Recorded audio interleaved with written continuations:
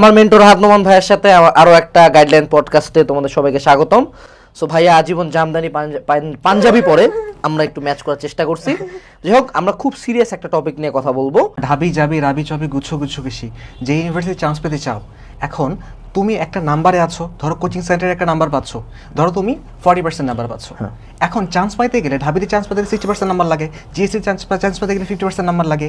তাহলে চান্স পাইতে চাই এইটাকে একটু ট্রান্সলেট করো, ইমপ্রুভমেন্ট করতে চাই, এক্সট্রা একটা ইমপ্রুভমেন্ট লাগবে, রাইট? এই এক্সট্রা ইমপ্রুভমেন্ট যদি দিতে পারি তাহলে চান্স ডান, এতটুকু বুঝছি। তাহলে এখন দেখো যে তুমি যে মনে করো ভার্সিটি টপ করবা, সো তোমার প্রিপারেশন কতদিনের মধ্যে রান করেছি? এক মাস ম্যাক্স, রাইট? সো এবং তার এটা কি হয়েছে, তুমি টপ করতে চাও, টপ করার মতন জায়গা নাই, ওই জায়গায় ইমপ্রুভমেন্ট দরকার। সো তার মানে যে চান্স পাইতে চায় ওই চান্স পাওয়ার জায়গাতে নাই, সে ফেলের অবস্থায় আছে 40, তো এখান থেকে ইমপ্রুভমেন্ট দরকার। সো তার মানে এই ইমপ্রুভমেন্টটা যদি দিতে পারি তাহলে অবশ্যই চান্স হবে। এই 10 দিনে জাস্ট আমাকে ইমপ্রুভমেন্ট দিতে হবে। ট্রান্সলেট করে ফেললাম, আমি চান্স পেতে চাই, আমি টপ করতে চাই, একটু আমি ইমপ্রুভমেন্ট চাই, একটা পার্সেন্টেজ অফ নাম্বার ইমপ্রুভ করতে, রাইট?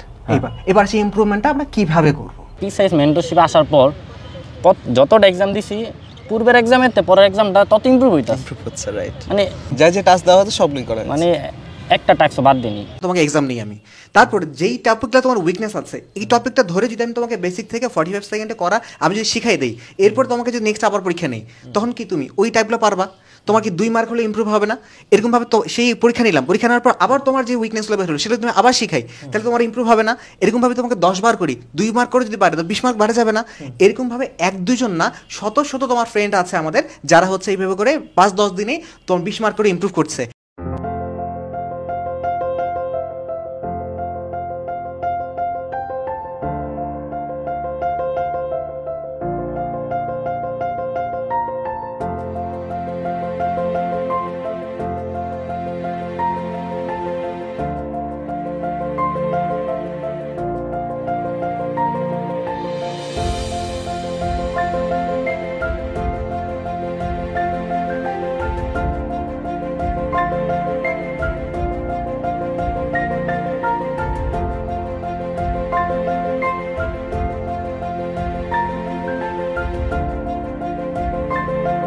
এবং এই 20 মার্ক ইমপ্রুভমেন্ট যদি আমরা ওই মেয়েটাকে দিতে পারি যে হলে ধরো 50-এর মতো পাচ্ছিল, 40-এর মতো পাচ্ছিল, ও কিন্তু তো এমন না যে ও 0 পাচ্ছিল, সো কিন্তু ও ধরো 40-50 পাচ্ছিল, ধরো 40 পাচ্ছিল, ও তো চান্স পাচ্ছিল না, কিন্তু 40 পাওয়া এই মেয়েটাকে যখন আমরা ওই 10 দিনের মধ্যে 20 মার্ক ইমপ্রুভমেন্ট দিয়ে ফেলতে পারলাম, তখন কিন্তু পেয়ে যাচ্ছে।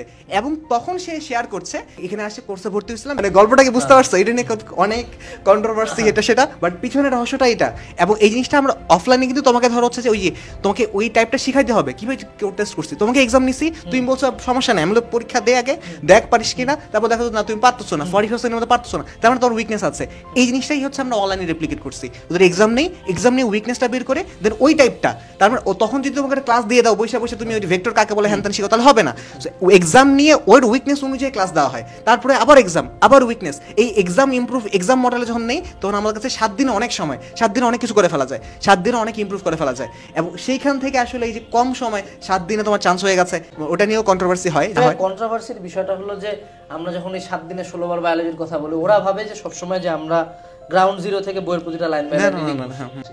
তো আপনার ক্ষেত্রে আমার মনে হয় যে ওই স্টুডেন্টটার গ্রাউন্ড জিরো থেকে সে স্টার্ট করে নাই, তার যদি 40 থেকে শুরু করে, তুমি এখন পরীক্ষাতে 40 পাচ্ছ, এই যোগ্যতা এনে দাও, আমাকে 10 দিন সময় দাও, তোমার চান্স হয়ে যাবে, কোনো ব্যাপার না। তো এই যে ব্যাপারটা, কারণ এটা 1-2 না, শত প্রমাণ হচ্ছে তোমাকে আমি এই রাইট নাও দিতে পারবো যে আমাদের কোর্সের স্টুডেন্টরা এই 7 দিন সময় নিয়ে 20 মার্ক করে ইমপ্রুভ করছে।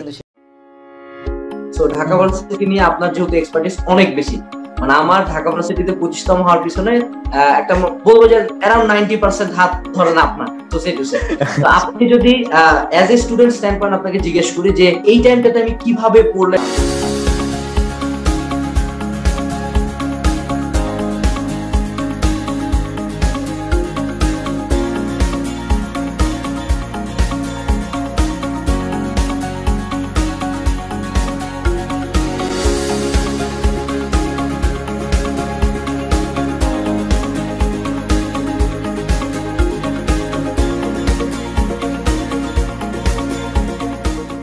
ভার্সিটি রেজাল্টে কিন্তু আমি অনেক বেশি আগাম, এটার মেইন যদি একটা কারণ বলি তারপর রাত ভাইয়া এটাতে অনেক বড় একটা ভূমিকা পালন করছে। কি মেন্টরশিপ হলো যে এমন একজন ব্যক্তি যার কথা আমি অ্যাট এনি কস্ট শুনবো, সো ভাইয়ার একটা ডায়লগ, আমি বলবো ডু, তুমি বলবা ডান, এতটুকু কিছু কথা দিতে পারো, তোমার চান্সের দায়িত্ব আমার। আমি বলবো ডু, তুমি বলবা ডান, এর মাঝখানে কেন কিভাবে কিছু না, ভাইয়া বলছে মানে আমি করবো। তাছাড়া ভাইয়া এজ এ বড় ভাই, একজন টিচারের কতটুকু আন্তরিক হওয়া উচিত এটা ভাইয়ার কাছ থেকে কোশ্চেন অ্যানালাইসিস করা, বিগত বছরের কোশ্চেন করা, মেন্টরশিপ, এই যে ওয়ার্ড গুলো আমি তোমাদেরকে বারবার বলি, সেই জিনিসগুলা কিন্তু ভাইয়ার মুখ থেকে শোনা। তো এখন আমরা ভাইয়ার মুখ থেকেই শুনবো যে ভাইয়া তার স্টুডেন্টদেরকে কিভাবে পড়ায়। এখানে উল্লেখ্য যে ভাইয়া লাস্ট প্রায় 5 থেকে 6 বছর ধরে স্টুডেন্টকে পড়াইছে এবং ভাইয়ার প্রতি বছর ঢাকা ইউনিভার্সিটির টপ 100 এ থাকে এবং আগের বছর জেনেটিক ইঞ্জিনিয়ারিং এখন পড়তেছে অন্তু ভাইয়ার স্টুডেন্ট, আমি তো আছি, এরকম আরো অনেক স্টুডেন্ট আছে ভাইয়া যাদের অ্যাকচুয়ালি চান্স পাওয়ারও কথা ছিল না হয়তো, কিন্তু তারাও প্রায় একদম বিভিন্ন ভার্সিটির শুরুর দিকে শেয়ার করছে। আপনি যে বলেছেন আমি বলবো ডু, তুমি বলবা ডান, তাহলে আমার চান্সও ডান। আসলেই সত্যি ভাইয়া, আমি আপনার কথা মতো আমি সবকিছু ডান করেছি, আমার চান্সও ডান হয়ে গেল। আর কিছু লিখতে পারতেছি না, দেখা হলে অনেক কথা বলবো ইনশাল্লাহ।